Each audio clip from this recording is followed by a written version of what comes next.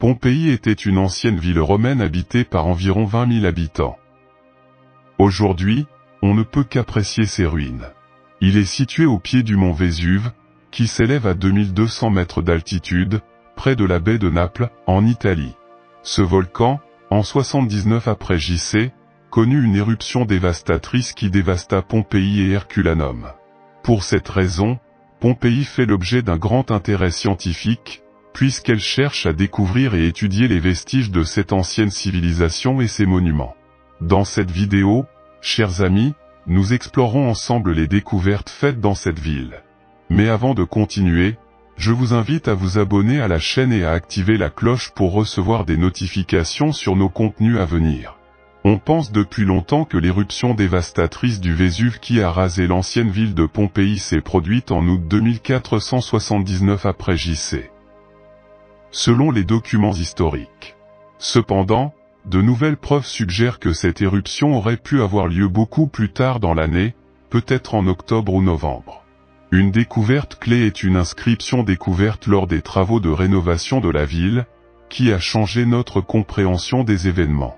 L'inscription, écrite au fusain, date l'événement du 17 octobre de l'an 79 après JC, indiquant que l'éruption pourrait s'être produite plus tard qu'on ne le pensait auparavant.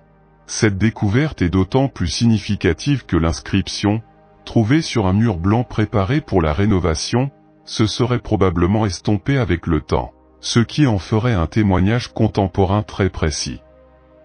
De plus, des vestiges bien conservés ont été découverts dans les ruines, tels que des fruits d'automne à leur apogée et des vêtements de protection qui ne sont pas typiques du temps caniculaire de la région en août. Ces résultats soutiennent la théorie d'une éruption plus tard dans l'année. Cette nouvelle chronologie soulève des questions intrigantes sur la période ultérieure de Pompéi. La ville a-t-elle prospéré avec activité et renouveau jusqu'à la fin? Le mystère de Pompéi continue d'intriguer alors que les chercheurs explorent des indices cachés sous les couches de cendres et d'histoire. La dévastation causée par l'éruption du Vésuve en 79 après Jésus-Christ est peut-être illustrée de manière plus poignante par la découverte des restes d'un nouveau-né et d'une femme enceinte parmi les ruines de Pompéi. Ces découvertes déchirantes offrent un aperçu saisissant des horribles réalités auxquelles sont confrontés les habitants les plus vulnérables de la ville alors qu'ils cherchaient désespérément un refuge contre l'assaut volcanique. Au cours de fouilles minutieuses dans la ville antique, les archéologues ont découvert les restes d'un nouveau-né à côté du corps d'une femme, une scène tragique suggérant qu'elle avait accouché au milieu d'une calamité. Ailleurs dans la ville, les archéologues ont découvert les restes d'une femme enceinte, dont le ventre rond était clairement visible dans le plâtre. Les tests ont révélé qu'elle était enceinte d'environ 36 semaines et qu'elle se préparait probablement à l'arrivée de son enfant. Malheureusement, leur bébé n'a jamais eu la chance de prendre sa première bouffée d'air, car l'éruption cutanée leur a coûté la vie. Une grande partie de notre compréhension de l'éruption catastrophique du Vésuve et de son impact dévastateur sur l'ancienne ville de Pompéi découle du récit saisissant de première main rédigé par Pline le Jeune. Bien que Pline n'était pas présent à Pompéi lors de l'événement, son oncle Pline l'Ancien a joué un rôle crucial dans le déroulement de la tragédie. Pline l'Ancien était un érudit renommé et un commandant militaire et, lorsque l'éruption a commencé, il a vaillamment tenté de secourir les victimes de l'attaque. Tragiquement, il périt dans ses efforts, mais son neveu, Pline le Jeune, chronométra méticuleusement la succession désastreuse des événements dans une série de lettres adressées à l'historien Tacite. Les souvenirs de Pline le Jeune dressent un portrait inquiétant des événements qui ont conduit à l'éruption, y compris des signes inquiétants qui préfiguraient la calamité imminente. Il décrit le nuage colossal et singulier qui s'élève du volcan, signe avant-coureur de la destruction à venir. Ces écrits saisissants ont également capturé le chaos qui a suivi, l'obscurité qui a recouvert la région alors que le nuage de cendres obscurcissait le soleil, et les tentatives désespérées de la population pour s'échapper ou chercher un abri. Au début du XXe siècle, les archéologues ont découvert une scène émouvante et inoubliable parmi les ruines de Pompéi, deux individus pris au piège dans une étreinte éternelle, leurs derniers instants préservés à jamais par l'éruption catastrophique. Cette découverte surprenante a d'abord laissé penser aux archéologues que les restes appartenaient à un couple, voire à deux jeunes femmes. Cependant, une analyse scientifique plus approfondie, notamment des tests ADN de pointe, a révélé une tournure surprenante à cette histoire tragique.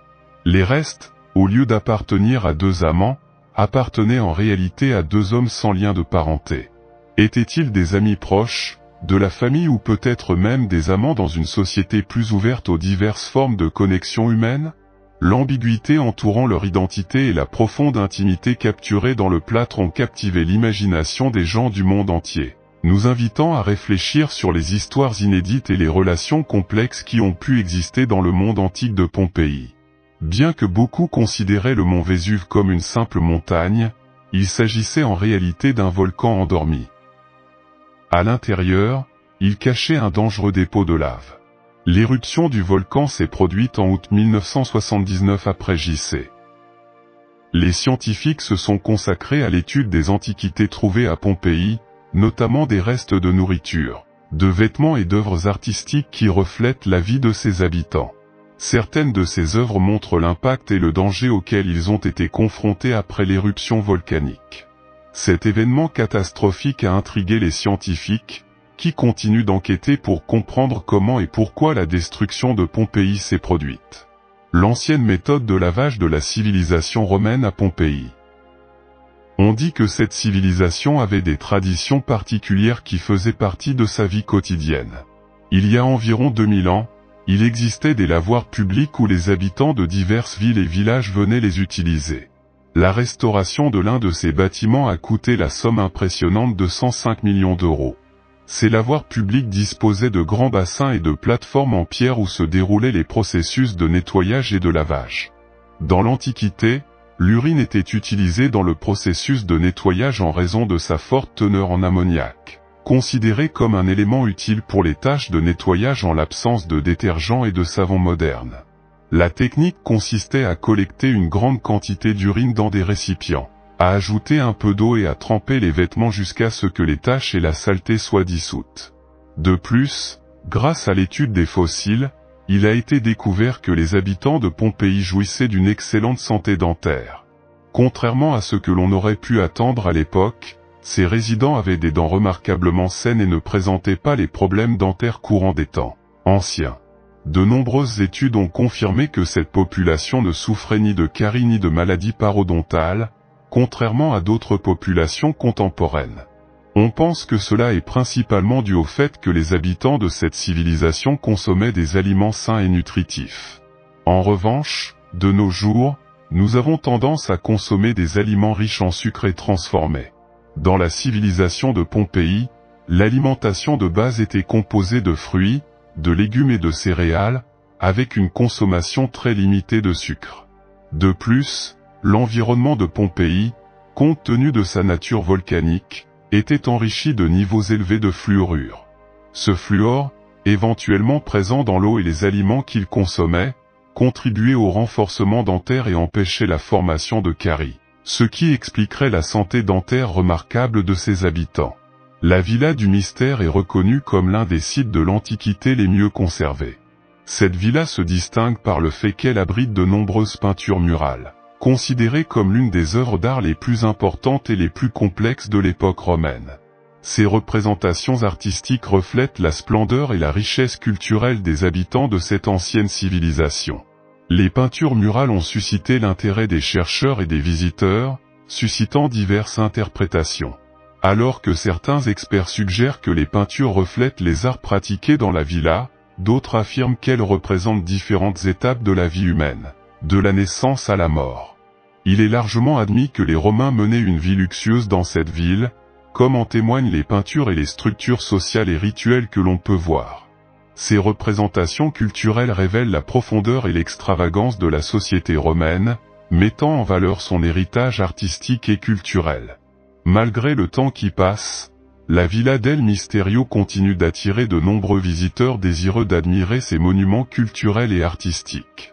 Alors que Pompéi était plongée dans la richesse et la complexité de la vie quotidienne au cœur de l'Empire romain, à quelques kilomètres au nord, Ostia Antica remplissait une fonction tout aussi vitale, mais avec une orientation nettement différente.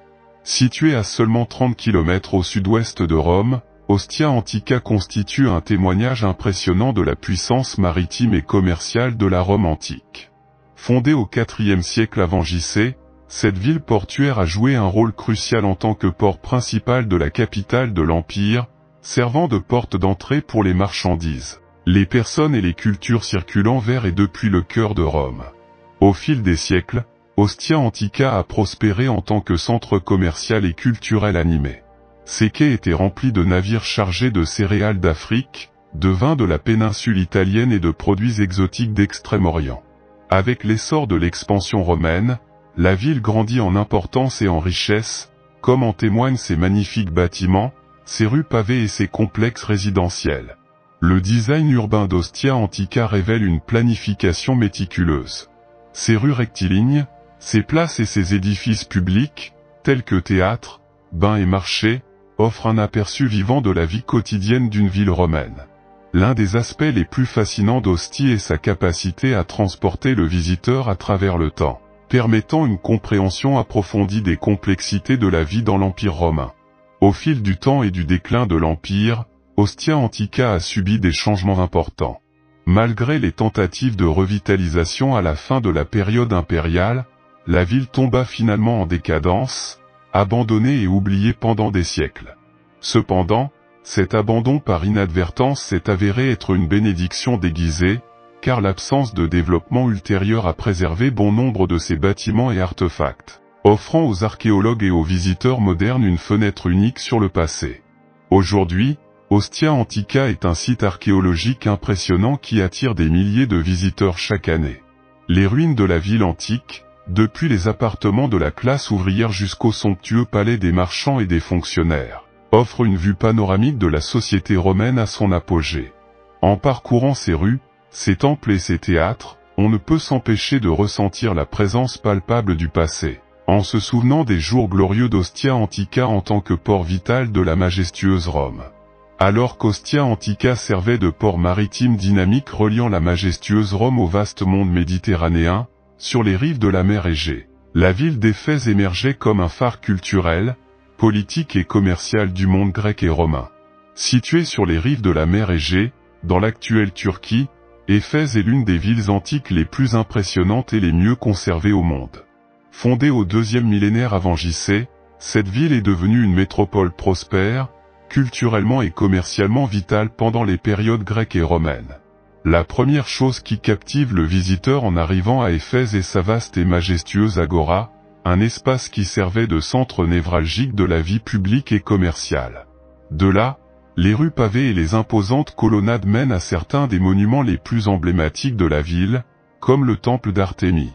Ce temple, l'une des 7 merveilles du monde antique, était un lieu de culte dédié à la déesse Artémis et un symbole de l'opulence et de l'importance d'Éphèse dans l'Antiquité.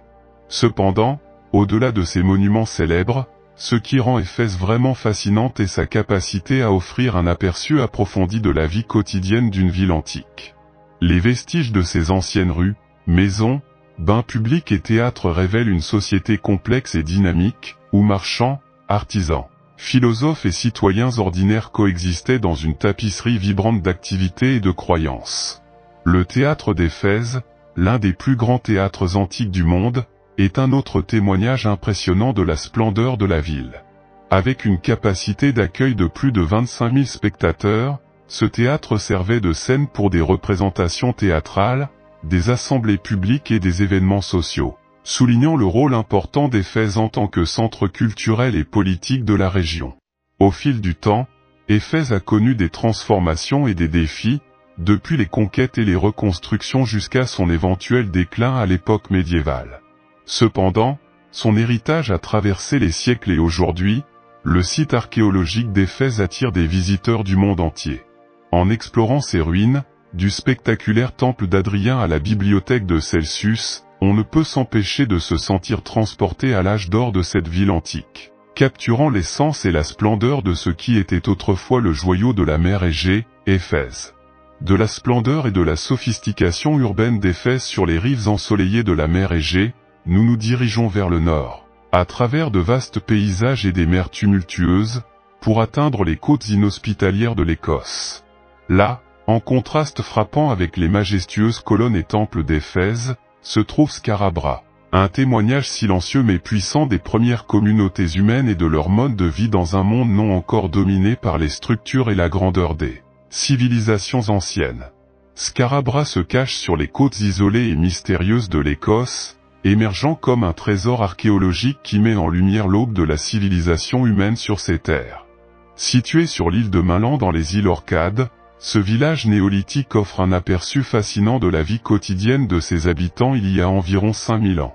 Ce qui rend Scarabra particulièrement remarquable, c'est son état de conservation exceptionnel. Malgré les siècles qui ont passé et les éléments naturels qui ont remis en question son existence, les structures en pierre qui composent cette ancienne ville ont résisté de manière impressionnante à l'épreuve du temps. En parcourant ces rues étroites et en pénétrant dans ces habitations souterraines, on est immergé dans un monde où la communauté vivait en étroite harmonie avec la nature et ses ressources limitées. Les maisons de Scarabra, construites en pierre circulaire et recouvertes de tourbes pour assurer l'isolation, témoignent d'un savoir-faire en matière de planification et d'architecture remarquable pour l'époque. Chaque maison est équipée d'espaces désignés pour dormir, cuisiner et stocker la nourriture, témoignant d'une société qui valorisait l'organisation et le confort dans ses limites. Bien que le but exact et le destin ultime de Scarabra restent entourés de mystères, les fouilles archéologiques ont révélé des outils, des artefacts et des restes humains qui fournissent des indices inestimables sur la vie, les croyances et les pratiques de ces anciens habitants. Ces preuves suggèrent une communauté résiliente et adaptative qui dépendait de la mer, de l'agriculture et de la collaboration communautaire pour survivre dans un environnement difficile. Aujourd'hui, Scarabra constitue un témoignage discret mais évocateur des racines profondes de la civilisation humaine en Écosse et au-delà. Grâce à ses ruines et ses artefacts, les visiteurs ont l'occasion unique de se connecter avec nos ancêtres néolithiques, d'honorer leur héritage et de reconnaître l'importance de lieux comme celui-ci dans le récit mondial de l'histoire humaine. En fin de compte, Scarabra n'est pas seulement un site archéologique. C'est une fenêtre sur le passé qui nous invite à réfléchir sur notre lien avec les générations précédentes et sur la recherche continue de compréhension des origines de notre existence en tant que civilisation.